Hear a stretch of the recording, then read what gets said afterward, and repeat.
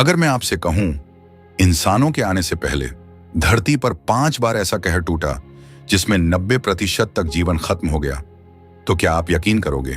पूरे के पूरे समुद्र खाली हो गए, आसमान जहरीला हो गया और धरती एक जलती हुई नर्क बन गई।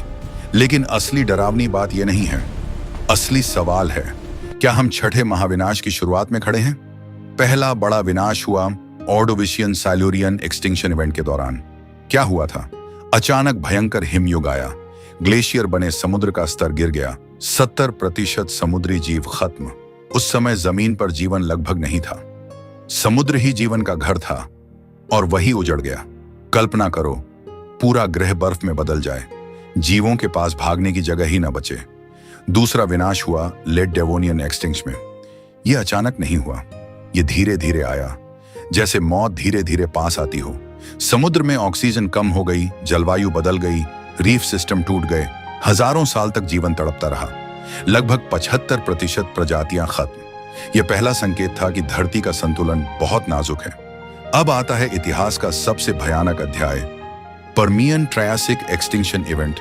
इसे ग्रेट डाइंग कहा जाता है। साइबेरिया में विशाल ज्वालामुखी फटे, लाखों साल तक लावा बहता रहा, जहरीली गैसें वातावरण में भर गई, तापमान 10 डिग्री सेल्सियस तक बढ़ गया। परिणाम 95% समुद्री जीवन खत्म, 70% जमीनी जीव गायब, जंगल जले, महासागर जहरीले बने, धरती लगभग खाली हो गई। वैज्ञानिक कहते हैं, अगर यह थोड़ा और लंबा चलता तो शायद जीवन पूरी तरह खत्म हो जाता। इसके बाद आया ट्रायसिक जुरासिक एक्सटिंक्शन इवेंट, फिर ज्वालामुखी, फिर गैसें, फिर जलवायु संकट। लगभग 75% प्रजातियां खत्म। लेकिन हर विनाश के बाद जीवन नई शक्ल में लौटता है।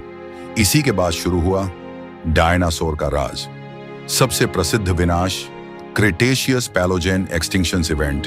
एक विशाल क्षुद्र ग्रह मेक्सिको के पास टकराया, जिसे हम आज चिकसुलव इंपैक्ट के नाम से जानते हैं।